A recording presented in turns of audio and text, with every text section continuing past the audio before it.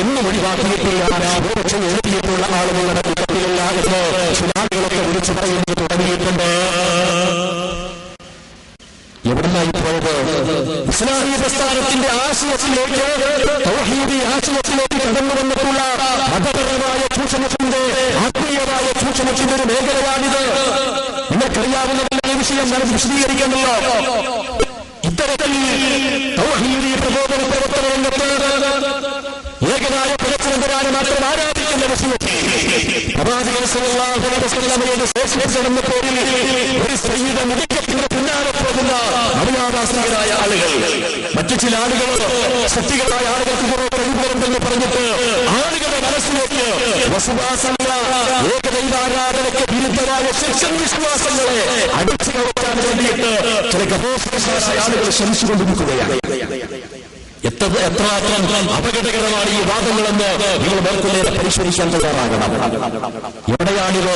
തൗഹീദിന്റെ ഈറ്റില്ലവും പോറ്റില്ലവുമായി അറിയപ്പെടുന്ന ഇടവണ്ണയിൽ, തൗഹീദിന്റെ ഈറ്റില്ലവും പോറ്റില്ലവുമായി ചരിത്രത്തിൽ കാണാൻ സാധിക്കുന്ന അരീക്കോടിന്റെ പരിസരങ്ങളിൽ, ഇവിടെയൊക്കെയാണ് ഇതിന്റെ കലശലായ പ്രവർത്തനങ്ങൾ നടക്കുന്നത്. എന്നിട്ടോ സമ്മേളനങ്ങൾ സംഘടിപ്പിച്ച ഞങ്ങളാണ്, ഞങ്ങളല്ല എന്ന് പറയാണ്. നിങ്ങളെ സംഘടിപ്പിച്ച പരിപാടിക്ക് ഞങ്ങൾ പോകാൻ പാടില്ല എന്ന് പറയാണ്. ആ പരിപാടിയിൽ പങ്കെടുക്കുന്നതിന് സംസ്ഥാന സമിതി സർക്കുലറായിട്ടാണ് ഇയാൾ പ്രസംഗിക്കാൻ പാടില്ല എന്ന് ഔദ്യോഗികമായി പ്രഖ്യാപിക്കുകയാണ്. പ്രസംഗിക്കാൻ പാടില്ലാത്ത ആൾ സ്റ്റേജിൽ വന്നിരിക്കുകയാണ്. സ്റ്റേജിൽ വന്നിരുന്ന ആളുകൾക്ക് അദ്ദേഹത്തിന് പ്രസംഗിക്കാൻ പാടില്ലെങ്കിലും ശരി നമ്മൾ നന്ദി കൊടുക്കുന്നു എന്ന് നന്ദി പറയുന്ന ആള് ആശംസയോടുകൂടി അഭ്യർത്ഥിക്കുകയാണ്. ഇങ്ങനെയൊക്കെ സംഭവിച്ചത്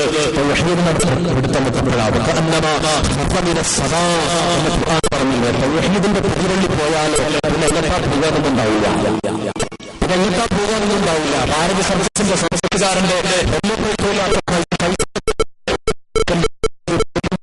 പിന്നെ ആ വർഷം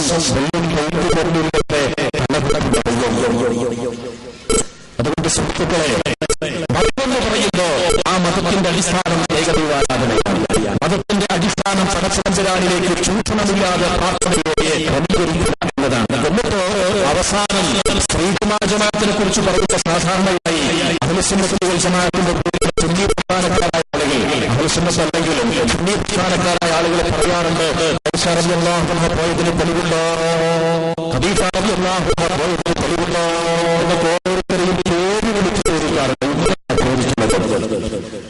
ജിന്നുകളോട് വിളിച്ചു പ്രാർത്ഥിക്കാമെന്ന് എവിടെയെങ്കിലും പറഞ്ഞതായി നിങ്ങൾക്ക് തെളിയിക്കാൻ പറ്റുമോ? ജിന്നുകളോട് വിളിച്ചു പ്രാർത്ഥിക്കാം എന്ന് പറഞ്ഞൊരു തെളിവ് അതിനു മാത്രമൊക്കെ ശക്തിയിലേക്ക് പോകാൻ മാത്രമുള്ള ഒരവസ്ഥയിലേക്ക് വലിയ സാമാന്യ ബുദ്ധിമുട്ടില്ല. പ്രാർത്ഥിക്കാൻ പറഞ്ഞിട്ടില്ല, പക്ഷെ സഹായം ചോദിച്ചാണ് പറഞ്ഞിട്ടുണ്ട്. അത് രണ്ടും ഒന്നാണ് വിശുദ്ധരുടെ ഈ ആളുകൾ തന്നെ 10 വർഷം ചരിപ്പിച്ചത്. ഞാൻ ആ ഭാഗം കൂടുതൽ വിശദീകരിക്കുന്നില്ല. മതം എന്ന് പറയുന്നത് ആ മതത്തിന്റെ അടിത്തറയായ ഏകദൈവാരാധനയെ നേർക്കുനേരെ മനസ്സിലാക്കാൻ നമുക്ക് സാധിക്കണം. മതത്തെ മറയാക്കിയിട്ട് ഏകദൈവാരാധനയ്ക്കെതിരായിട്ടുള്ള പ്രവർത്തനങ്ങളെ നടത്തുന്ന ആളുകൾ പഠിത്തവനേക്കാൾ പരിഗണിക്കുന്നത് പ്രമാണികളെക്കാൾ പ്രമാണിമാരെയാണ് പരിഗണിക്കുന്നത് മനസ്സിലാക്കണം. ഉൾക്കൊള്ളണമെന്നാണ് വിഷയപരമായി മതത്തിന്റെ പ്രബോധനം. ആ മതത്തിന്റെ പ്രബോധനം നിർവഹിക്കുക എന്നതാണ് ഇസ്ലാമിക സ്വീകരിച്ചിട്ടുള്ള കേരളത്തിൽ സ്വീകരിച്ചിട്ടുള്ള നവോത്ഥാനത്തിലുള്ള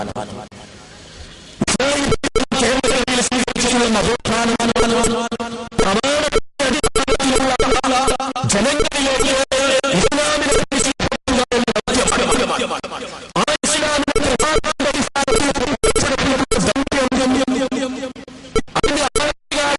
അതിന്റെ ആരംഭിച്ച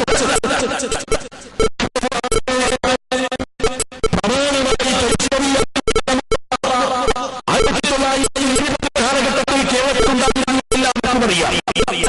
കേരള ചരിത്രം പരിശോധിക്കുന്ന സമയത്ത് കാണാൻ കഴിയും. വിശുദ്ധന്റെ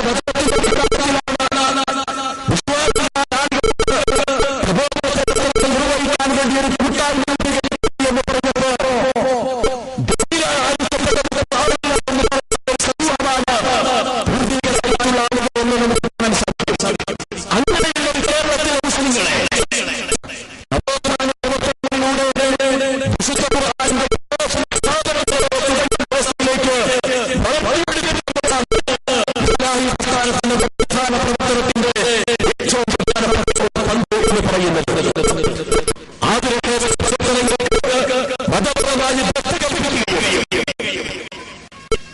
ശാരീരികമായ അസുഖമുണ്ടാകുന്ന സമയത്ത്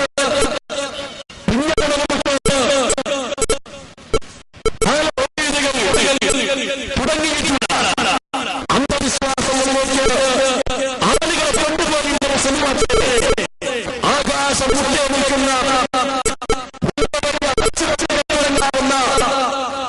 പരിവർത്തനമുണ്ടാക്കിയ പ്രസ്ഥാനമാണ് മുജാഹിദ് പ്രസ്ഥാനം എന്ന് പറയുന്നത്. ഇസ്ലാഹി പ്രസ്ഥാനം ആരംഭിച്ചിട്ടുള്ള ഏറ്റവും പ്രധാനമായ 2 വശങ്ങൾ, 2 വശങ്ങളിൽ ഒന്ന് പ്രമാണത്തിലേക്ക് നടക്കുകയാണ്. ഇന്ന് പ്രമാണമെന്ന് പറയുന്നത് അവരുടെ തോന്നുന്ന കാര്യങ്ങളായി മാറിയിരിക്കുന്നു. ഇസ്ലാമിക പ്രമാണം എന്ന് പറയുന്നത് നവോത്ഥാനത്തിന്റെ അടിത്തറയാണ്. ഒരു സമൂഹത്തെ ആശ്വാസത്തിന് സാധ്യമല്ല. കടലിനപ്പുറത്തുള്ള ആശ്വാസത്തിന് കഴിയില്ല, കടലിനപ്പുറത്തുള്ള ആശ്വാസനും കഴിയില്ല. കടലിന്റെ ഏത് ഭാഗത്തേക്കും വിശാലമായി കിടക്കുന്ന ഈ പ്രപഞ്ചത്തിൽ സർവശക്തമായ പടച്ചവൻ വരാൻ അവതരിപ്പിച്ചിട്ടുള്ള വേദഗ്രന്ഥത്തിനും ആ വേദഗ്രന്ഥത്തിന്റെ വിശദീകരണമായ റസൂലുള്ളാഹി സ്വല്ലല്ലാഹു അലൈഹി വസല്ലമയുടെ തിരിച്ചറിയൽ മാത്രമേ കഴിയൂ. ഇതാണ് ഇസ്ലാമിന്റെ അടിസ്ഥാന പ്രമാണം. എന്നാൽ ഈ പ്രമാണങ്ങൾ മുസ്ലിം സമൂഹത്തെ കൃത്യമായി പഠിപ്പിച്ച മുജാഹിദ് പ്രസ്ഥാനം നവോത്ഥാന പ്രവർത്തനങ്ങൾ സജീവമാക്കിയിട്ടുണ്ട്. മുസ്ലിം സമൂഹത്തിൽ നിന്ന് കാണാൻ സാധിക്കുന്ന അഭിവൃദ്ധിയുടെയും ഉയർച്ചയുടെയും ഏത് ഭാഗങ്ങളുണ്ടോ അതിലൊക്കെ ഏറ്റവും പ്രധാനമായി വർദ്ധിച്ചത് ഈ പ്രമാണങ്ങളിലേക്ക് മുസ്ലിം സമുദായത്തിന് തിരിച്ചു പോകാൻ കഴിഞ്ഞു എന്നതുകൊണ്ടാണ്. ആ പ്രമാണങ്ങളിൽ വിശുദ്ധ ഖുർആനിനും പ്രവാചകനും തിരിച്ചറിയലും കൃത്യമായ സ്ഥാനം മുജാഹിദ് പ്രസ്ഥാനം നൽകിയിരുന്നു. എന്നാൽ ഇന്ന് ഈ പ്രമാണങ്ങളുടെ പ്രാധാന്യത്തെ തലകീഴായി നിർത്തിയിരിക്കുന്ന ഒരവസ്ഥയാണ് കാണാൻ സാധിക്കുന്നത്. വിശുദ്ധ ഖുർആനിന്റെയും പ്രവാചകന്റെയും പ്രവാചകന്റെ നബി സല്ലല്ലാഹു അലൈഹി വസല്ലമയുടെ തിരിച്ചറിയലിലേക്കും കേരളത്തിലെ മുസ്ലിങ്ങളെ ക്ഷണിച്ചപ്പോൾ മാലനൗലികളിലേക്ക് ആത്മീയതകളിലേക്ക് മനുഷ്യാഭിപ്രായങ്ങളിലേക്ക് മതേതര പക്ഷപാതിത്വമുള്ള മേഖലയിലേക്ക് മുസ്ലിം സമുദായത്തെ വിളിച്ചിരുന്നതുപോലെ തന്നെ ഇന്ന് വിശുദ്ധ ഖുർആനിലേക്ക് വിളിക്കുന്നതിന് പകരം പ്രവാചകന്റെ തിരിച്ചറിയലിലൂടെ ഖുർആനിലേക്ക് വിളിക്കുന്ന തലതിരിഞ്ഞൊരു പ്രബോധന ശൈലി സ്വീകരിച്ചു തുടങ്ങിയിട്ടുണ്ട് എന്നത് നിങ്ങൾക്ക് പരിചയമുള്ള ഒരു കാര്യമാണ്. പ്രവാചകന്റെ ഹദീസിന് ഒരിക്കലും പ്രാധാന്യം കുറഞ്ഞിട്ടില്ല. ഹദീസിനെ സംരക്ഷിക്കേണ്ടതും ഹദീസിനെ മനസ്സിലാക്കേണ്ടതും വിശുദ്ധ ഖുർആന്റെ ആശയത്തിന്റെ അടിസ്ഥാനത്തിലാണ്. എന്നാൽ വിശുദ്ധ ഖുർആനെ വിശദീകരിക്കാൻ വേണ്ടി, വിശുദ്ധ ഖുർആന്റെ സരസതയെ സ്ഥാപിക്കാൻ വേണ്ടി ഖുർആനിൽ പറയുന്ന സന്ദേശങ്ങളെ അടിസ്ഥാനപരമായി പ്രബോധിപ്പിക്കുന്നതിന് വേണ്ടിയാണ് റസൂലുള്ളാഹി സ്വല്ലല്ലാഹു അലൈഹി വസല്ലമയുടെ തിരിച്ചറിയുള്ളത്. ഇന്ന് പ്രവാചകന്റെ ഹദീസിന് പ്രാമാണികത കൊടുക്കുകയും വിശുദ്ധ ഖുർആനിന് അത്ര വലിയൊരു പ്രാമാണികത കൊടുക്കാതിരിക്കുകയും ചെയ്യുന്ന ഒരു അവസ്ഥ ഉണ്ട് എന്നത് നമ്മുടെ അഭിപ്രായമല്ല, നമ്മൾ പറയുന്ന അഭിപ്രായമല്ല. മറിച്ച് ആരാണ് അഭിപ്രായം പറഞ്ഞത് എന്ന് എതിർക്കുന്ന ആളുകളോട് ചോദിച്ചാൽ അക്ഷരങ്ങളെ വാതൊടാതെ വിഴുങ്ങുന്ന ഒരവസ്ഥയിലേക്ക് മുസ്ലിം സമുദായത്തെ കൊണ്ടെത്തിക്കുന്നു. നവോത്ഥാനം എന്ന പേരിൽ റസൂലുള്ളാഹി സ്വല്ലല്ലാഹു അലൈഹി വസല്ലമയുടെ ഹദീസിൽ കാണാൻ സാധിക്കുന്ന ഒരു പരാമർശമാണ്, നിങ്ങൾ ഖിബ്ലയ്ക്ക് അഭിമുഖമായി മലമൂത്ര വിസർജനം നടത്താൻ പാടില്ല, ഇസ്തിഗ്ഫാറിന് ഉണ്ടാകാൻ പാടില്ല, ഖിബ്ലയെ പിന്തുടരാനും പാടില്ല, ഖിബ്ലയ്ക്ക് അഭിമുഖമായി നിങ്ങൾ മലമൂത്ര വിസർജനം നടത്താൻ പാടില്ല. എന്നാൽ നിങ്ങൾ ഒന്നുകിൽ കിഴക്കോട്ടോ അല്ലെങ്കിൽ പടിഞ്ഞാറോട്ടോ തിരിഞ്ഞുകൊണ്ട് മലമൂത്ര വിസർജനം നടത്തണം എന്നത് ഹദീസിലുള്ള പരാമർശമാണ്, ബുഖാരിയിലുള്ള പരാമർശമാണ്. ഇമാം ബുഖാരി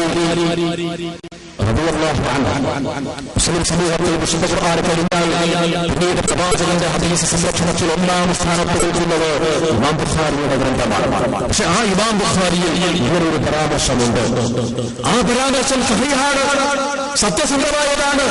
പക്ഷേ അത് പൂർവികരായ മുജാഹിദ് പ്രസ്ഥാനത്തിലെ പണ്ഡിതന്മാർ മനസ്സിലാക്കുകയും ഉൾക്കൊള്ളുകയും ചെയ്തതാണ്. അത് പ്രവാചകന്റെ കാലഘട്ടത്തിൽ ഉണ്ടായിരുന്ന ആളുകളോട് പറഞ്ഞൊരു അഭ്യർത്ഥനയാണ്.